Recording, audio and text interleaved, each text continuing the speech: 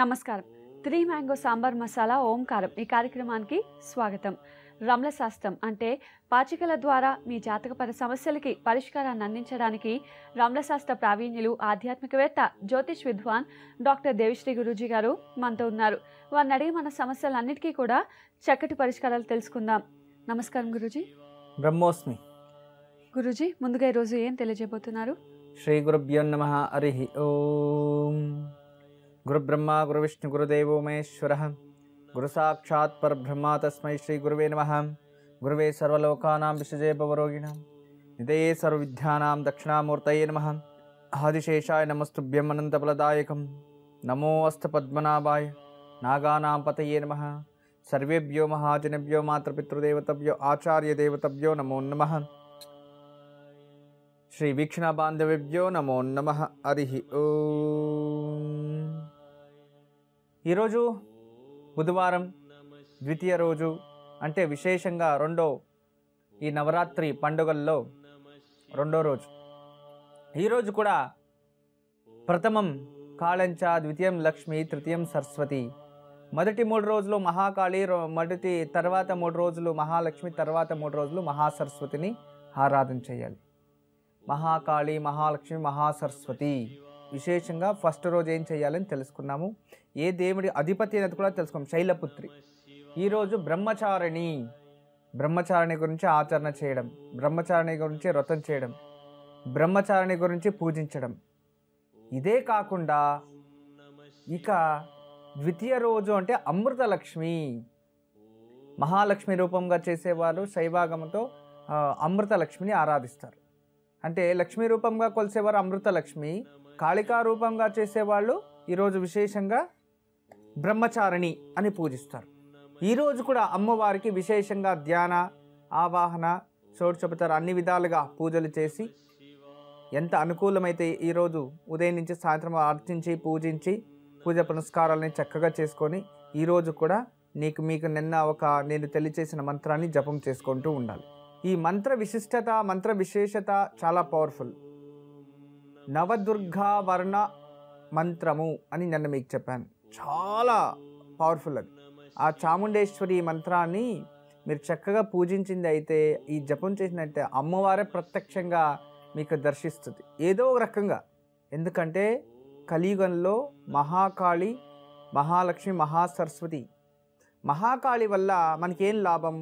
శత్రు వినాశనం. మనకి శత్రువులు లేకుండా మనలో ఉన్న అహంకారాన్ని తీసేసి, మనకి శత్రువులైన అహంకారము తీసేసి, మనకి శత్రువులు లేకుండా మనతో ఎవరైనా శత్రుత్వం వస్తే వాళ్ళతో విజయం రావించడానికి ధైర్యము, స్థైర్యాన్ని ప్రసాదిస్తుంది మహాకాళి మొదటి 3 రోజులు. రెండో 3 రోజులు మనకేమి ఇస్తుంది? తర్వాత 3 రోజులు అంటే ఆ మహాలక్ష్మి అవతారం. మనకి శాంతి లభిస్తుంది. ఏవైనా చేయడానికి డబ్బు అవసరం కదా, డబ్బుని ప్రసాదిస్తుంది, ఐశ్వర్యాన్ని ప్రసాదిస్తుంది, మనకు కావాల్సిన ఆరోగ్యాన్ని ప్రసాదిస్తుంది. తర్వాత 3 రోజులు మహాసరస్వతి. సరస్వతిని ఆరాధన చేయడం వల్ల సరే శత్రువులు పోయారు, ఓకే. తర్వాత మనకి శత్రువులు వెళ్ళిపోయినాక లక్ష్మి వచ్చింది, ఓకే. దీన్ని సద్బుద్ధిగా ఉపయోగం చేసుకోవాలి కదా. అప్పుడు సరస్వతి కావాలి. అంటే మనకు వచ్చే యోగాలు, మనకు వచ్చే క్షేమాలు, మనకు వచ్చే ఆర్థికంలో, మనకు వచ్చే ప్రగతిలో దాన్ని సద్బుద్ధిగా మంచిగా ఆలోచిస్తూ మంచి దావతో నడవాలంటే సరస్వతి అనుగ్రహం కావాలి. ఎవరైనా ఏదైనా చెప్తే ఒక అర్థం చేసుకునే పరిజ్ఞానం, ఆ వినయము, విమ్రతము, లేక దానికి సంబంధించిన ఏదైనా అనుగ్రహం కావాలంటే సరస్వతి ఉండాలి. ఎంత చదువు ఏం ప్రయోజనం చెప్పండి సంస్కారం లేకపోతే? ఆ సంస్కారం ఉంది అంటే చాలు. ఆ సంస్కారం సరస్వతి ఇస్తుంది.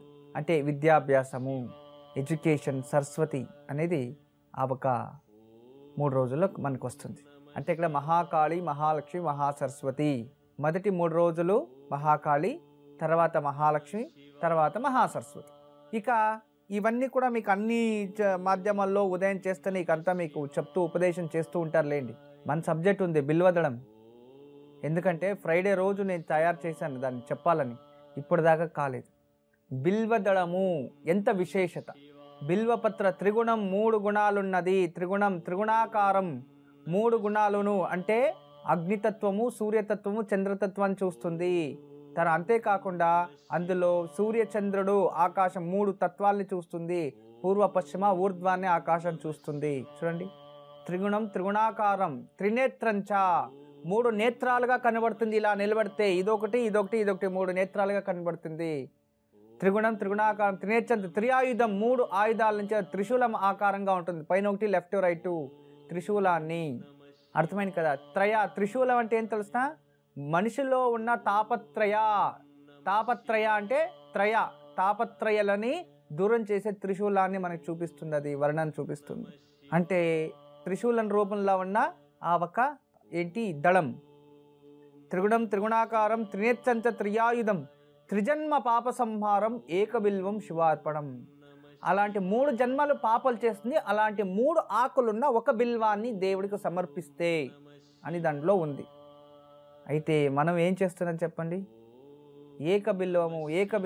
ఏకబిల్వము అని ఇలా రుద్రాక్ష అని భద్రాక్షలు ఎలా ధరిస్తున్నారో మీరు ఏకబిల్వము అని ఈ ఒక బిల్వాన్ని వదిలేసి ఆ ఒక 3 ఆకులు ఒక రూపంగా ఉన్న బిల్వాన్ని తీసుకెళ్ళి భగవంతునికి సమర్పణ చేస్తున్నారు. అయితే వేద ప్రకారం ఆగమశాస్త్రం దానికి పూజకు అర్హమే లేదు అని చెప్తుంది. ఒక విజ్ఞానం కనబట్టింది. ఇది ఆఖరికి ఒక సైన్స్. విజ్ఞానులు ఆ బిల్వ దళానికి 3 గుణాలు వాత కప పిత్తాన్ని ఎలా దానికి సంబంధించింది అని 3 ఆకులు ఒకే దాంట్లో ఉన్న 3 ఆకులు తీస్తే దీంట్లో ఉన్నది వేరు, దీంట్లో ఉన్నది వేరు, దీంట్లో ఉన్నది వేరు. అంత గొప్ప అంట అది. అంత ఒక బిల్వదళం అంటే. సరే, దీన్ని పెద్ద చర్చ ఏంటప్ప అంటే ఈరోజు బిల్వదళాలతో విష్ణువుని అర్చించరాదు. ఇదొక పెద్ద ప్రశ్న వచ్చి పడింది మాకు. ఎందుకంటే అది శివ పూజకు మాత్రమే అని. ఇంకోటి తెలుసా? ఎంత మూర్ఖత్వమైనా కూడా బిల్వదళాలని శివునికి ఎలా అలంకరించాలో అని ఇంకా ఎవరికి తెలియదు. విష్ణువుకి ఎలా అలంకరించాలి అది కూడా తెలియదు. దాంట్లో కూడా 2 రకాలు ఉంది. శివుడికి ఎలా అర్పించాలి, విష్ణువుకి ఎలా అర్పించాలని. బిల్వదళము ఎలా జన్మించింది? దానికి ఒక పెద్ద కథ ఉంది. ఎందుకంటే ఆ ఒక బిల్వదళము మహాలక్ష్మి వక్షస్థానం నుంచి జన్మించిందంట. చూడండి ఎంత గొప్ప విచారం అది, మనకి ఎవరికి తెలీదు. అంటే మహాలక్ష్మి ప్రతీకం అది. పైన శివతత్వము, వెనుక లక్ష్మీతత్వం ఉంటుంది.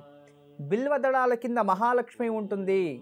మహాలక్ష్మి వాసస్థానం ఏదంటే బిల్వదళాల కింద అని చెప్తుంది వేదం, శాస్త్రాలు, పురాణాలు చెబుతున్నాయి. అందువలన ఆ బిల్వదళము అనేది చాలా విశేషత, అందులో విశిష్టత చాలా దాగి ఉంది. ఆ బిల్వదళాన్ని శివునికి అర్పించాలంటే మనం ఇలా బోర్ల ముఖాలంగా మనం అర్పించాలి. ఎప్పుడు కూడా బిల్వదళం శివుడికి ఇలా పెట్టకూడదు, ఇలా ఉల్టా పెట్టాలి. ఆకిలా పైకి ఉంటుంది కదా, పై దానిపైన శ్రీరామ లేక రామ అని రాసి ఇలా పెట్టాలంట. అప్పుడే శివుడు సమర్పణ చేసుకుంటాడు. దానిపైన రామనామం లేదు, మీరు ఎన్ని పెట్టినా కూడా లేదు.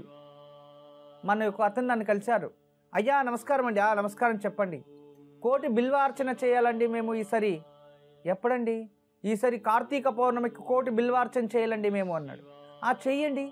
సరే గురుగారు మీరు రావాలండి. సరే వస్తానండి. అయితే ఒక మాట, 1,000,000 బిల్వార్చలు అంటే ఇలాంటి బిల్వమే ఉండాలి. ప్రతి దానిపైన నామం రాయాలి. ఎలా అవుతుంది గురుగారు? 1,000,000 రాయాలంటే ఎక్కడి నుంచి రాయాలి? ఎంతమందిని పనులు పెట్టాలి? అయితే నేను రాను పోనేసాను. ఎందుకు ఆ కర్మ నాకు? భగవంతునికి బిల్వదళాలు పెట్టాలనుకున్నా దానిపైన రామనామం రాసి ఇలా పెడితేనే భగవంతునికి సమర్పణ. లేదు అంటే దేవుడికి అర్పించాడు కానీ ఈశ్వరుడు దాన్ని స్వీకరించడు. అర్థమైంది కదా. అందుకే ప్రతి ఒక్కటి తెలుసుకొని మీరు చేయాలి. దీని గురించి బిల్వదళం గురించి సౌత్ ఇండియాలో ఎక్కుతలేదు కానీ నార్త్లో ఫుల్ మొత్తం ఎక్కడ శివలింగాల పైన ఆత్మలింగాలు, ఈ 12 జ్యోతిర్లింగాలు ఎక్కడున్నాయో అన్ని చోటు కూడా బిల్వదళాలతో అలంకరిస్తారు కదా. అక్కడ చూడండి శ్రీరామ అని రాసి దాన్ని పెడతారు. దాన్ని చేసేదాన్ని చక్కగా చేస్తే ప్రతిఫలం వస్తుంది. నేను బిల్వదళం పెట్టి నాకు ఇది కావాలంటే భగవంతుడు ఇస్తాడు, కానీ మీరు పెట్టి అడిగితే ఇస్తాలేదు. ఎందుకు చెప్పండి? అందులో తప్పు చేస్తున్నారు కాబట్టి. అందుకే చేసేదాన్ని చక్కగా చేయండి. గురూజీ, బిల్వపత్రాలతో ఎలా పూజించాలో తెలియజేస్తున్నారు. బిల్వపత్రాలతో శివుడికైతే ఎప్పుడు ఇలా దాన్ని అందించాలి, దానిపైన రామ అని రాసి అందించాలి. లేదో మీరు రాసేకు ఓపిక లేకపోతే శ్రీరామ అనుకొని ఓం నమ శివాయ అని పెట్టండి. మానస పూజ, దానిపైన లిఖిత్వం మనసులో అనుకుంటే అది చేరినట్టే. మీకు తెలుసో తెలీదో, మానస పూజ అనేది ఎక్కడైనా ఆకాశంలో ఉన్న పుష్పాలు కూడా తెచ్చి దేవలోక పుష్పం ఏది ఆ పుష్పం నెలకు మన చేతిలో దాన్ని లాక్కూడదు, దిగుపడినవే తీసుకెళ్ళి దేవుడికి అర్పించాలి. ఏ పుష్పం అది? పారిజాత పుష్పం. అలాంటి పుష్పాలను కూడా చేతిలో మొక్కలు ఇలా పీకి తీసుకెళ్ళి వేస్తున్నారు. అలా చేయకూడదు. ఎప్పుడు కూడా ఆ దిగుపడిన తర్వాతే దాన్ని తీసుకెళ్ళి శుద్ధి చేసి భగవంతునికి సమర్పణ చేయాలి. పారిజాత పుష్పం అంటే మహాశివుడికి చాలా ఇష్టమైన పుష్పం. పారిజాత పుష్పం అంత గొప్ప పుష్పం, దేవలోక పుష్పం. కొన్ని తెలుసుకోవాలి మనం. పారిజాత పూలు, తుమ్మి పూలు, బిల్వ పూలు ఇవన్నీ కూడా ఈ శివుడికి ఇష్టము, విష్ణువుకి ఇష్టమే. ఇక్కడ ఎవరికి లేదు అని లేదు. మీకు ఇంకోటి తెలుసుకోండి, విష్ణు పూజకి అర్హత లేదు అనేసారు ఎవరో, శివ పూజకి అర్హత లేదు. తులసి ఓకే ఒప్పుకుందాం, తులసి చాలా మడి అయినది, పవిత్రమైనది. తులసి అంటేనే మడి. మహావిష్ణు శాలిగ్రామ పూజకి విష్ణువుకి తులసి ఆకర్షణ, అది ఒప్పుకున్నాం. కానీ బిల్వదళం అలా కాదు, అందరికీ అర్చించవచ్చు, అందరికీ పూజించవచ్చు బిల్వదళం అనేది. ఆ బిల్వదళానికి చాలా గొప్పతనం, విశేషత ఉంది. చూడండి, మీకు తెలుసో తెలీదో, వెంకటేశ్వర సహస్రనామావళి అష్టోత్తరంలో కూడా వెంకటేశ్వర అష్టోత్తరం చూడండి, శ్రీ బిల్వ అర్చన ప్రియాయే నమః, శ్రీ బిల్వ అర్చన ప్రియాయే నమః అని ఉంది. అంటే బిల్వపత్ర అర్చన ప్రియాయే నమః అంట వెంకటేశ్వరుడు. ఇక్కడ వెంకటేశ్వర, ఇక్కడ చూడండి, వెంకట అంటే ఏంటి? విష్ణు. ఈశ్వర ఎవరు? వెంకటేశ్వర. వెంకట ప్లస్ ఈశ్వర, వెంకటేశ్వర. వెంకటేశ్వర స్వామి శివ విష్ణు తత్వాల్ని ఇక్కడ చూపిస్తుంది. వెంకటేశాయ, ఈశాయ అక్కడ వచ్చేసింది. వెంకట ప్లస్ ఈశా, వెంకటేశాయ. గ్రామర్లో ఎవరైనా కలిస్తే దానికి అర్థం చెప్తారు. అర్థమైన వెంకటేశాయ నమః అంటే విష్ణు ఈశ్వర హరిహరాయ నమః అన్నట్టుంది ఇది.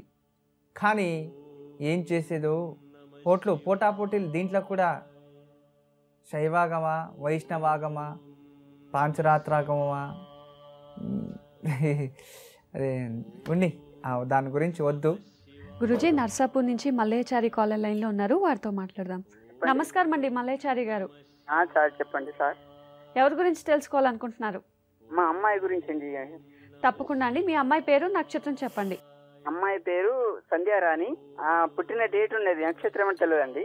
87 నవంబరు 28 ఉదయం 6 గంటలు. సరేనండి, మాట్లాడండి గురూజీతో. నమస్కారం అండి. నమస్కారం అండి గురూజీ గారు. శతభిష నక్షత్రము, కుంభరాశిలో జన్మించింది మీ అమ్మాయి. అవును. జాతకం చాలా బాగుంది. ఏం చదువుకోంది? ఎంకామ్ బిఎడ్ అయింది గురూజీ. ప్రభుత్వ ఉద్యోగంకి ఏమైనా ట్రై చేస్తున్నారా? చేస్తుంది.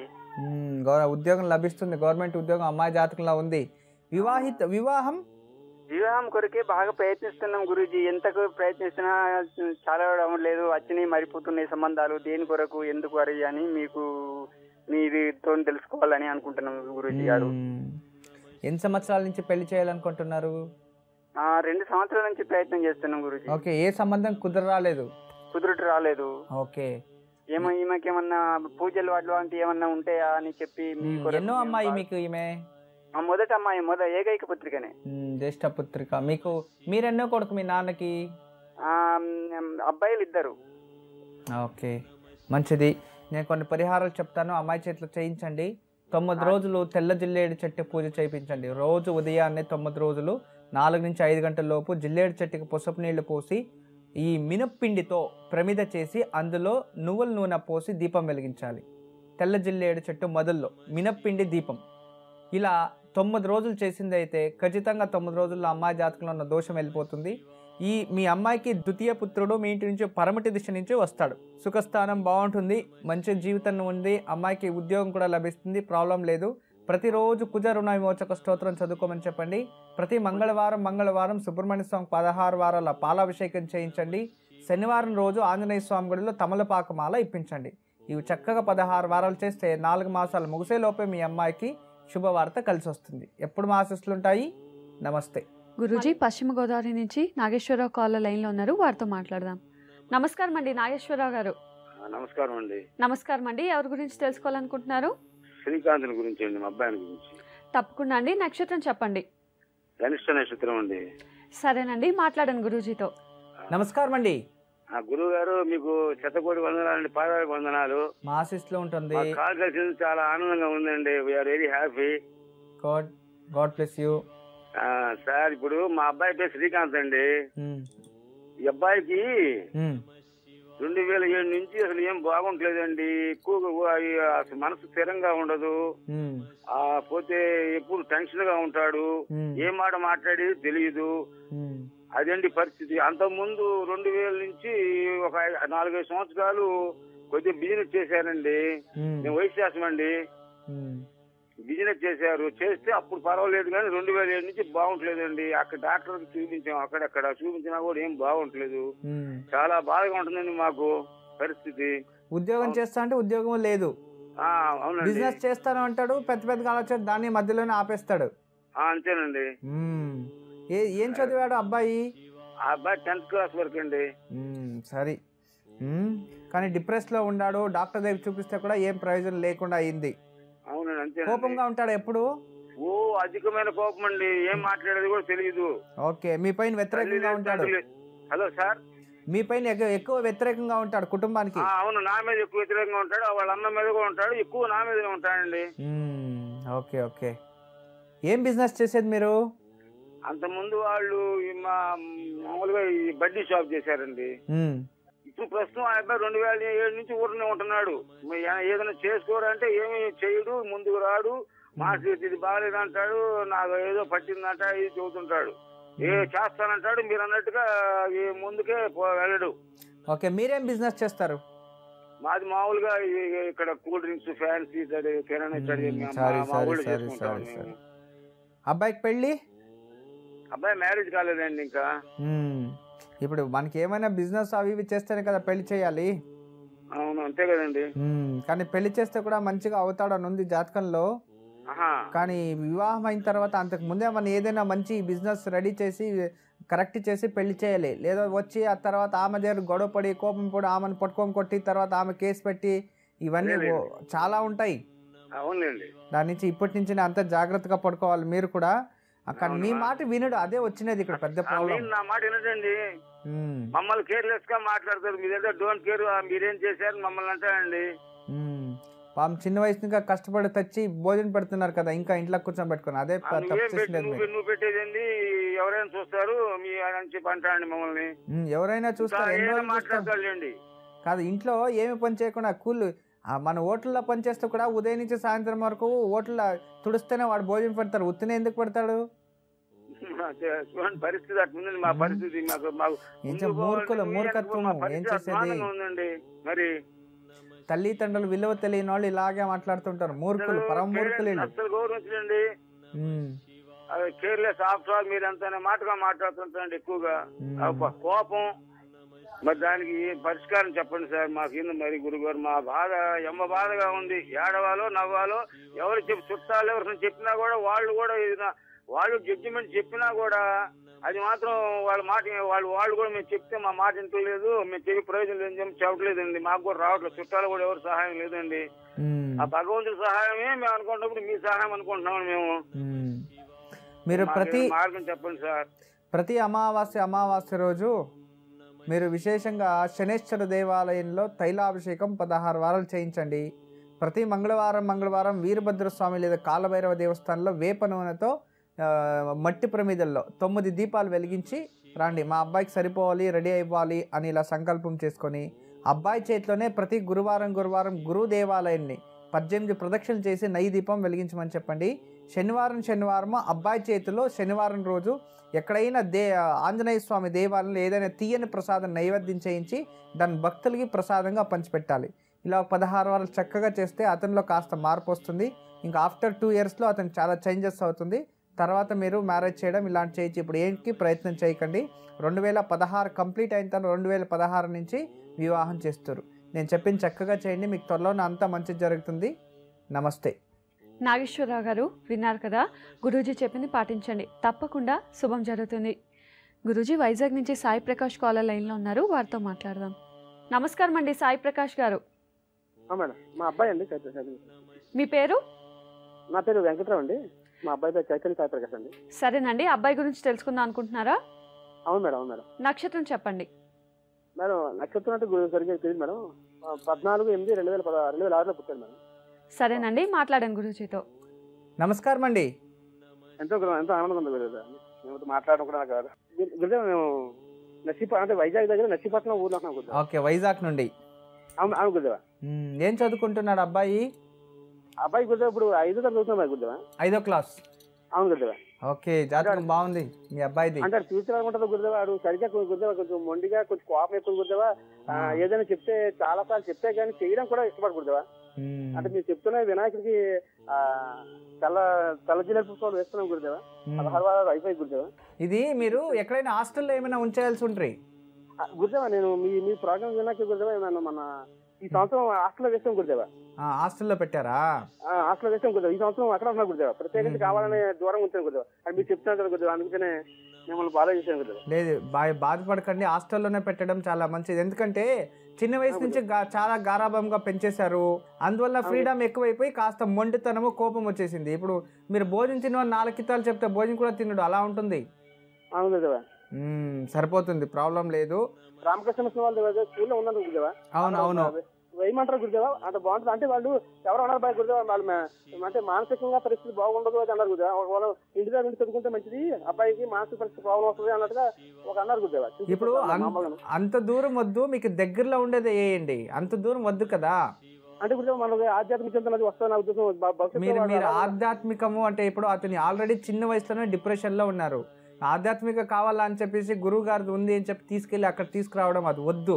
అందువలన దగ్గరలోనే ఒక ఎస్ఎల్సి అయ్యే వరకు, ఎస్ఎల్సి దాదాపు అక్కడి వరకు మీకు దగ్గరలోనే ఎన్నో కాలేజెస్ ఉన్నాయి, ఎన్నో పెద్ద పెద్ద స్కూల్స్, మంచి మంచి బోర్డింగ్స్ మీకు దగ్గరలోనే ఉన్నాయి ఆంధ్రప్రదేశ్లో. అలాంటి చోటు చదివించిన తర్వాత కాలేజీకి ఇలాంటి టైంలో లేదో ఇంటర్కి ఇలాంటి టైంలో అలాంటి గురువుగారు ఆస్థానంలో మీరు ఉంచుతారు. అప్పుడు ఆధ్యాత్మికను ఉంటుంది, అప్పుడు నేర్చుకునే ఒక ఏజ్ ఉంటుంది. ఇప్పుడు మీరు వైజాగ్ నుండి బెంగళూరు అంటే దాదాపు 800 కిలోమీటర్స్. అంటే మంచిది కదా గురుదేవా. ఇప్పుడు మన దగ్గరలో మంచి సరైన ఉంటాయి గురుదేవా, నా ఉద్దేశం గురుదేవా. సరే, మీకు అనుకూలం అక్కడే భవిష్యత్తు బాగుంటుంది కదా. అంటే ఆధ్యాత్మిక కొంచెం బాగుండాలి గురుదేవా. అంటే మనకు అది ఉండాలి, రాష్ట్ర లేకపోయినా చదువు అది ఉంటుంది గురుదేవా. సరే అక్కడే వేయండి, ప్రాబ్లం లేదు.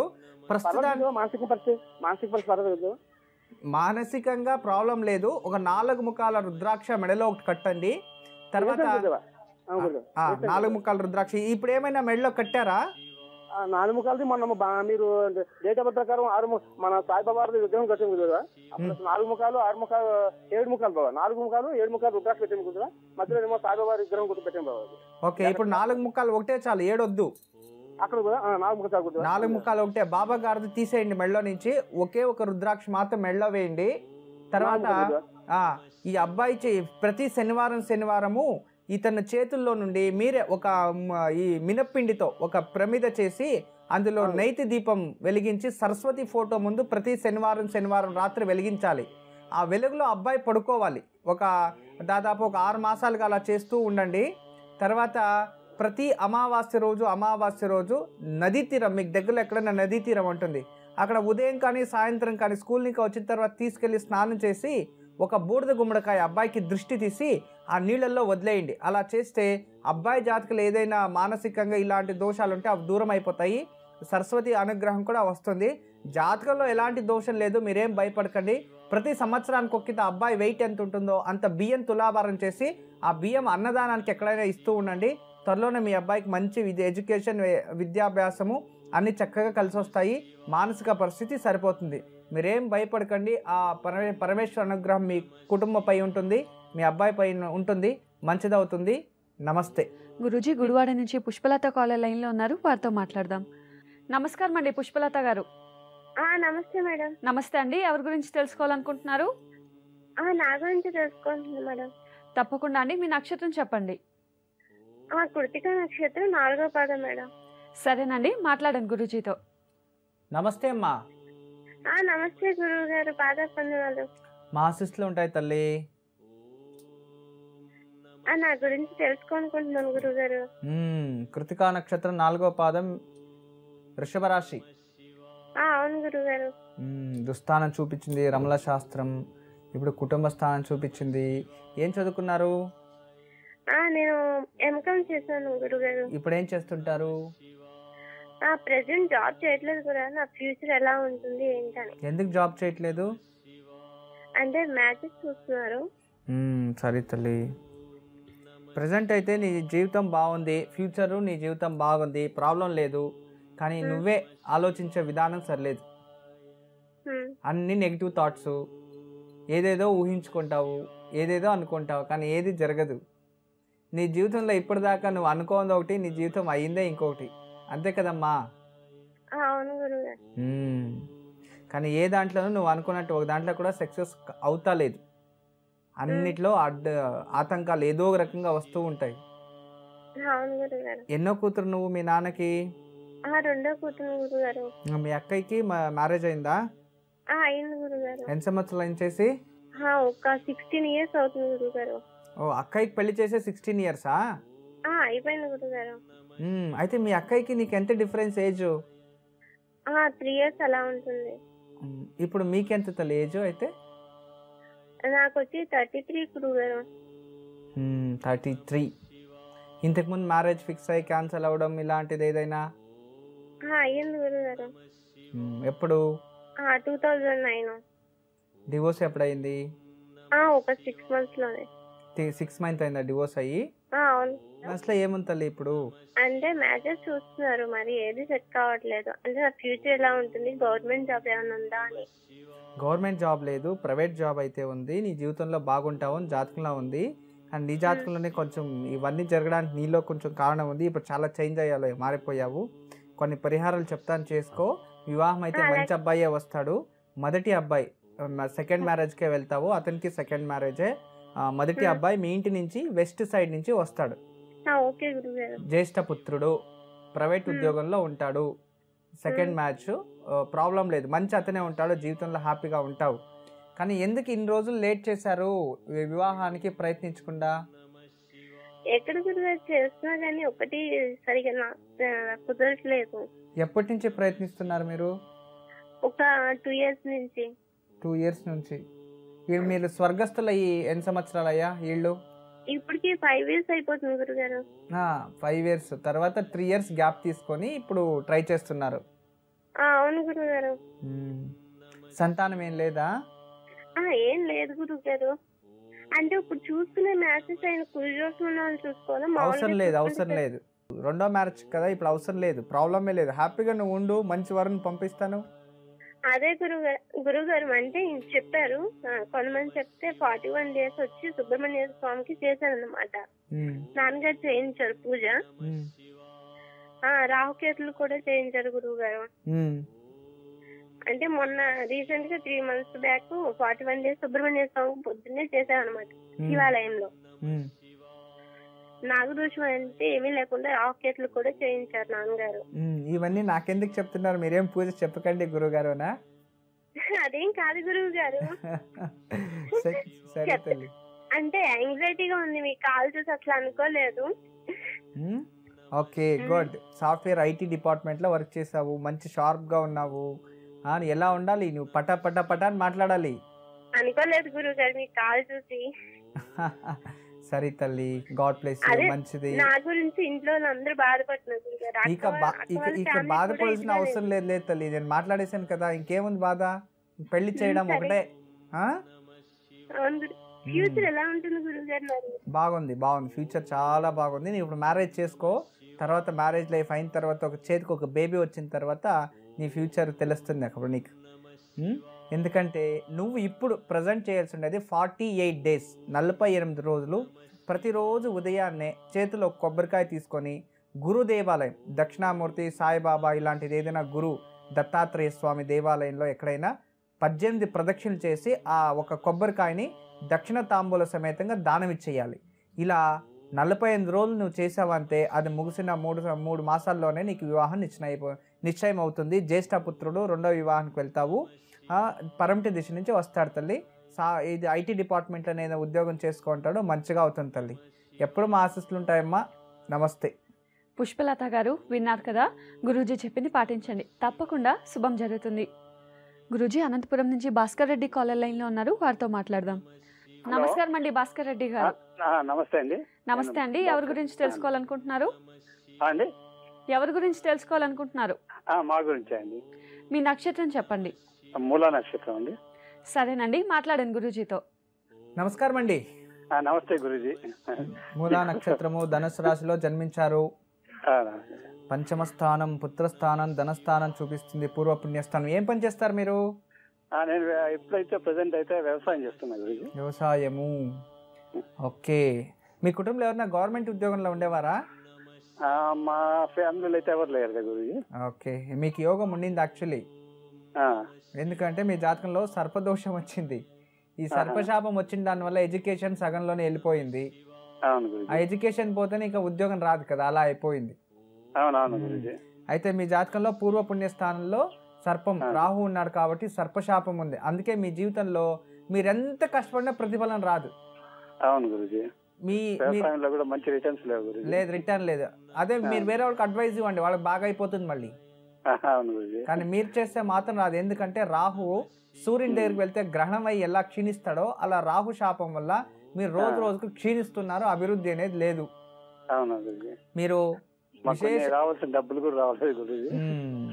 ఇవ్వాల్సిన డబ్బులు ఎంత దాకా ఇచ్చారు బయట? మేము ఇచ్చిండేది కాదు గురుజీ, కొంచెం ఏదో కొంచెం దీని వల్ల రావాల్సింది ఉండేది, రాలేదు. ఓకే ఓకే, మీకు రావాల్సి ఉండేది. అవునవును గురుజీ. ఓకే రైట్, సరే నేను త్వరగా అవన్నీ వచ్చేయచ్చు, పరిహారం చెప్తాను, అది చేయండి. ప్రతి శుక్రవారము మేడి చెట్టుకి గంధం కలిపిన నీళ్లు పోసి బియ్యం పిండితో ప్రమిద చేసి నెయ్యి దీపం వెలిగించండి. మేడి చెట్టు మొదల్లో 16 శుక్రవారాలు. ప్రతి గురువారం పసుపు రంగు గుడ్ల వేసుకొని గురు దేవాలయం 18 ప్రదక్షిణలు వేసి పసుపు రంగు గుడ్డ 1 శనగలు దానం ఇచ్చేయండి. ప్రతి ఆదివారం రోజు గోమాతకి గోధుమలు నానబెట్టి తినబెట్టి 5 ప్రదక్షిణలు. ఈ మొత్తం 3 ఈ ఒక 16 వారాలు చక్కగా చేసుకుని వస్తే అది ముగిసేలోపే మీ జాతకంలో ఉన్న దోషము వెళ్ళిపోతుంది, ఆర్థిక స్థితిలో అభివృద్ధి, ఇచ్చిన డబ్బు తిరిగి వస్తుంది, సరిపోతుంది. మొత్తానికి ఎప్పుడైనా ఒకసారి మీరు సర్ప సంస్కారం కానీ లేదా నాగప్రతిష్ఠ, సర్ప సంస్కారం ఇలాంటిది, లేదా సర్పానికి ఏదైనా శాంతి పూజ చేసడం మంచిది. ఇవి చక్కగా చేసుకోండి. ఎప్పుడు మా ఆశీస్సులు ఉంటాయి. నమస్తే. గురూజీ, విష్ణుమూర్తిని బిల్వదళాలతో ఎలా అర్చించాలి? విష్ణుమూర్తి ఇక్కడ శివ విష్ణు మనకి ఇంతకుముందే మాట్లాడుకుంటూ వచ్చాం. వెంకటేశ్వరుడు వెంకట ప్లస్ ఈశ్వరుడు 2 ఉన్న ఏకైక తత్వం. అది చాలా విశేషం. అంటే వెంకటేశ్వరునికి బిల్వదళాలతో కూడా బిల్వార్చన ప్రియ, శ్రీ బిల్వార్చన ప్రియాయ నమః అంటాం. శ్రీ బిల్వార్చనాయ నమః అని అంటే వెంకటేశ్వర అష్టోత్తరంలో అది వస్తుంది, శ్రీనివాస అష్టోత్తరం. ఇలాగే చాలా విచారాలు మనం తెలుసుకోవాల్సినవి చాలా ఉంటాయి ప్రపంచంలో. కానీ మనం ఆలోచించేవన్నీ మంచిది అనే కాకుండా మనం చెప్పేదే మంచిది కరెక్ట్ అనుకోకూడదు. విమర్శన, విశ్లేషణ, అవగాహన, అవలోహన అన్నీ చేసుకోవాలన్నమాట. అవలోకనం చేసుకొని దాన్ని చక్కగా మనము చూసుకోవాలి. ఎందుకంటే ఎన్నో ఆధారాలు ఇవన్నీ ఉంటాయి. ఎందుకంటే చాలామంది విష్ణుకి ఇది సమర్పణ చేయరాదు అనేసారు చాలామంది. కానీ ఇక్కడ చదివేదైతే కొన్ని పురాణాల్లో దీని ప్రకారం ఇది చాలా శ్రేష్టమైనది. అంతేకాకుండా ఇక్కడ విశేషంగా మనం బిల్వదళాలని శివుడికి బోర్లు అంటే ఇలా ఉల్టా పెడతామన్నమాట. విష్ణుకి అయితే మనం ఇలా సమర్పణ చేస్తాం. ఓకే, ఇవి 2 చేసుకోవచ్చు, ఎలాంటి ఇబ్బంది ప్రాబ్లం లేదు. అయితే ఇక్కడ మనం ఎలాగైనా సరే భగవంతునికి ఆ 3 దళాలున్న బిల్వదళం సమర్పణ చేస్తేనే అది శివునికి తృప్తిగా చేరుతుంది. ఎవరితో ఒక దళం దాంట్లో విరిగిపోయినా అది పూజకు అర్హం లేదు అని అర్థం. పూజకు అర్హం లేదు, దాని ప్రతిఫలం మనకి రాదు. బిల్వదళాలతో మనం పూజించడం వల్ల ఎలాంటి ప్రతిఫలం వస్తుంది తెలుసా? ప్రతిరోజు ప్రదోష కాలంలో, ప్రతిరోజు సాయంత్రం ప్రదోష కాలంలో శివుడికి బిల్వదళాలతో రోజు అర్చిస్తూ వస్తూ ఉంటే ఏ జన్మలో ఎన్ని రకాల పాపాలు చేసినా కూడా ఆ పాపాలు నశించేస్తాయి అని చెప్తుంది. కొందరు చెప్తూ ఉంటారు, ఏంటో గురువుగారు నాకు ఎన్ని జన్మాంతర పాపాలు, నాకు ఎన్ని కష్టాలని. మీరు చేస్తూ ఉండండి, పాపాలన్నీ మొత్తం వెళ్ళిపోతాయి. తెలియకుండా ఏదో పాపాలు చేసింటారు కదా, మొత్తమే దూరం అయిపోతాయి. అలాంటిది మీరు అనుకోవచ్చు పాపాలు చేసి పూజ చేస్తే వెళ్ళిపోతుందా అని. పాపాలని భగవంతుడు తృప్తి చెంది క్షమించి మంచి బుద్ధిచ్చి ఆ పాపాలని తను తీసుకుంటాడంట. నమ్మకం మనం ఎప్పుడో చూస్తూ వచ్చాం.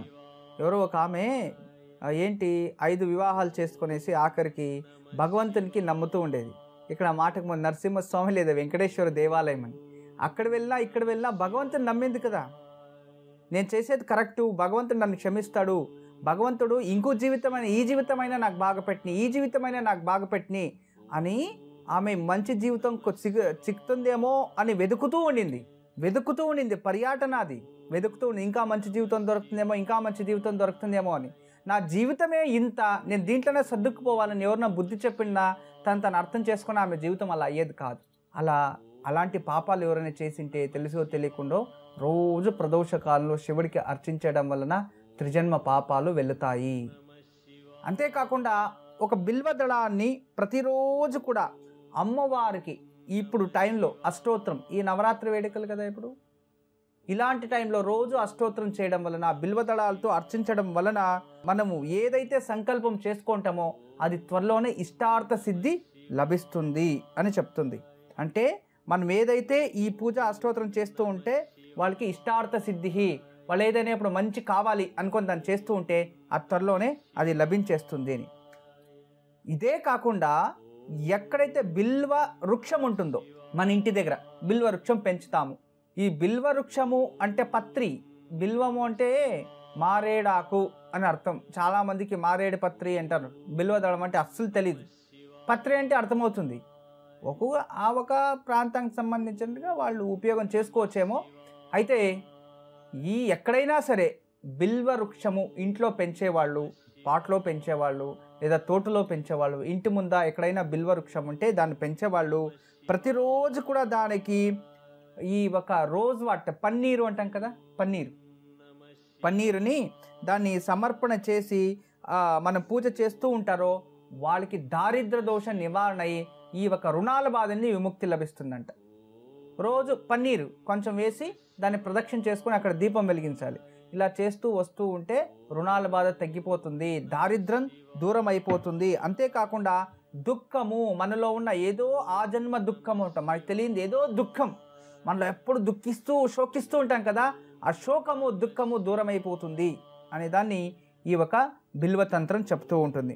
అంతేకాకుండా బిల్వపత్రం నుండి మహాలక్ష్మికి పూజ చేస్తే లేదా మహాలక్ష్మి పూజించిన బిల్వదళాన్ని ప్రసాదంగా మనము స్వీకరిస్తే, ఎక్కడో దేవాలయంలో అర్చన చేసింటారు, హఠాత్తుగా మహాలక్ష్మి నుంచి బిల్వదళం నీకు వచ్చేసింది, నీ దారిద్ర్యం పోయింది, నువ్వేమనుకో వెళ్ళింటావో అది నీకు లభించేసింది అని అర్థం. అదే మహాలక్ష్మికి నువ్వు అర్పించినావంటే నీ ఇంట్లో దరిద్రం వెళ్ళిపోతుంది, లక్ష్మి కటాక్షం, ఇక డైలీ అభివృద్ధి. మహాలక్ష్మి స్థిరంగా ఉండాలంటే రోజు బిల్వద మహాలక్ష్మికి అర్పించాలంట. చూసారు ఎంత విశేషత ఉందో బిల్వదళాల్లో. అయితే జీవితంలో నేను చెప్పేది ఏంటంటే భగవంతుని పూజించేవారు శ్రద్ధాభక్తితో పూజించండి. ఇప్పుడు నవరాత్రి వేడుకలు కదా, అమ్మవారిని విశేషంగా ఈరోజు ఏంటి బ్రహ్మచారిణి అనుకొని మనం పూజిస్తాం. ఈరోజు అంతే, మీరు బ్రహ్మచారిణి లేదు అంటే అమృతలక్ష్మి అని పూజించినా కూడా ద్వితీయ రోజు అనుష్ఠానంలో విశేషంగా ప్రతిరోజు 3 సంవత్సరాలు 2 సంవత్సరాల నుంచి 10 సంవత్సరాల లోపు అంటే కుమారిలు, పుష్పవతి కాకుండా కుమారి పాద పూజ చేసి విశేషంగా వాళ్ళని దుర్గాలు అని ఆహ్వానం చేయాలి, కూర్చోబెట్టాలన్నమాట. కూర్చోబెట్టేసి దుర్గాయే నమః ఒక ఆమె, ఆయాయే నమః, ఆర్యాయే నమః, భగవతియే నమః, కుమారియే నమః, అంబికాయే నమః, మహిషాసుర మర్దినే నమః, తర్వాత చండికాయే నమః, సరస్వతి నమః, వాగీశ్వర్యే నమః అనుకొని విజయ దుర్గాయే నమః అనుకొని ఆ 9 దుర్గాల్ని, ఆ నవదుర్గేల్ని వాళ్ళకి ఆవాహన చేసి వాళ్ళే దుర్గా స్వరూపులు అనుకొని నమస్కారం చేసుకోవాలి ఆడపిల్లలు. అదైన తర్వాత సుమంగళి పూజ, ఇక్కడ కుమారి పూజ సుమంగళి పూజ 2 చేసుకోవాలి.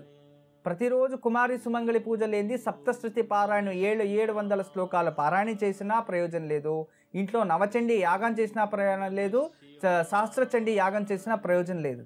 చండీ హోమానికి గుడాన్నము అని ఉపయోగం చేయాలి. గుడాన్నం అంటే బెల్లము మరియు అన్నంతో కలిపింది. గుడాన్నం ప్రతి ఆహుతికి ఇస్తూ ఉండాలి చండీ హోమానికి. కానీ ఎంతమంది చేస్తున్నారో తెలియదు, వాళ్ళకి ఇష్టం వచ్చినట్టుగా చేస్తూ ఉన్నారు. చండీ హోమాన్ని కొందరు ఇంట్లో చేయొద్దు అంటారు. ఎందుకు చేయొద్దు అంటారు చెప్పండి? దానికి బలి ఎలా ఇవ్వాలి, అష్టబలి ఎలా ఇవ్వాలి? చండిని ప్రాయశ్చిత హోమం మళ్ళీ చేయాలి. ఏ హోమం చేసినా ప్రాయశ్చిత హోమం చేయాలి. ఎంతోమంది ప్రాయశ్చిత హోమాలు చేయకుండా మానేస్తూ ఉన్నారు, అందుకే వాళ్ళు చేసిన ప్రయోజనం లేకుండా అయిపోతూ ఉంది. కొందరు ఇంట్లో సప్తశ్రీ పారాయణ రోజు శ్రీచక్రార్చకుడే, శ్రీచక్రారాధన చేయడమే ప్రతిరోజు కూడా, కానీ ఇంట్లో ఉన్న దారిద్ర్యం మాత్రం పోదు. అలా ఉంటుంది పరిస్థితి. పిల్లలకి పెళ్ళిళ్ళు కాలేదు, పెళ్ళిళ్ళు అయితే వాళ్ళకి పిల్లలు ఉండరు, లేదా ఏం చేసేది? ఇలా ఉంటుంది పరిస్థితి. పెద్దగా గొప్ప జ్యోతిష్యం చెప్తూనే ఉంటాము, లేదు అంటే ఏదేదో చేస్తూ ఉంటారు, కానీ దారిద్ర్యం అనేది వెళ్ళదు. ఎందుకంటే ప్రాయశ్చిత్తం చేస్తా లేదు, అనుష్ఠానంలో ఎక్కడో లోపదోషాలు ఉన్నాయి. జాగ్రత్త. గురూజీ, ఈనాటి యోగక్షేమం. ఇప్పుడు ఈరోజు యోగక్షేమం. ఈరోజు బుధవారము. ఈరోజు కంచంలో బియ్యం పోసి ఒక కొబ్బరికాయకి పసుపు పూసేసి ఆ ఒక కంచంలో పెట్టి దాన్ని అమృత లక్ష్మి అనుకొని లేక మహాలక్ష్మి అనుకొని దానికి అక్షంతులు పూలు వేసి దానికే పూజ చేసి ఆపకీపన బియ్యం పెట్టి కుంకుమార్చన చేసి తర్వాత ఆరతి చేసి పెట్టేయాలి. తర్వాత మరుసటి రోజు రేపు ఉదయము దాని ఆ కొబ్బరికాయని తీసి కొట్టి ఆ కొబ్బరికాయ లోపల ఉన్న కొబ్బరిని తీసి ఏదైనా తీయని ప్రసాదం ఇంట్లో చేసుకోవాలి. ఇలా చేస్తే లక్ష్మీ కటాక్షం లభిస్తుంది, విజయలక్ష్మి ప్రాప్తిస్తుంది. అద్భుతమైన నారికీళ తంత్రం ఈరోజు చేసుకోండి, మంచి యోగం మీకు ప్రసాదిస్తుంది ఆ మహాలక్ష్మి. ఇదే ఈనాటి యోగక్షేమం. ఈరోజు సాయంత్రం ఒక పళ్ళెంలో బియ్యం పోసి పసుపు పూసిన కొబ్బరికాయని బియ్యంలో పెట్టాలి. కొబ్బరికాయని అమృతలక్ష్మిగా భావించి కుంకుమార్చన చేసి మర్నాడు ఆ కొబ్బరితో ఏదైనా తీపి ప్రసాదం చేసి అందరూ స్వీకరించాలి. ఇలా చెయ్యటం వల్ల విజయలక్ష్మి కటాక్షం ప్రాప్తి.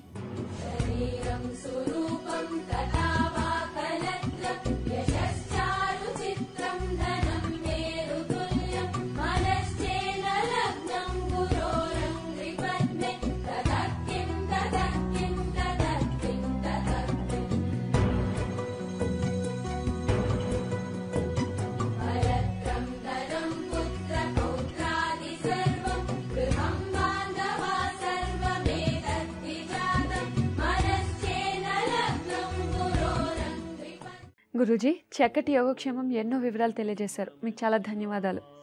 సర్వే జనా సుఖినో భవంతో లోకా సమస్త సన్మంగళాని భవంతో. బ్రహ్మోస్మి. చూశారు కదండి, ఇది నాటి 3 మ్యాంగో సాంబార్ మసాలా ఓంకారం. మళ్ళీ కార్యక్రమంలో కలుసుకుందాం. నమస్కారం.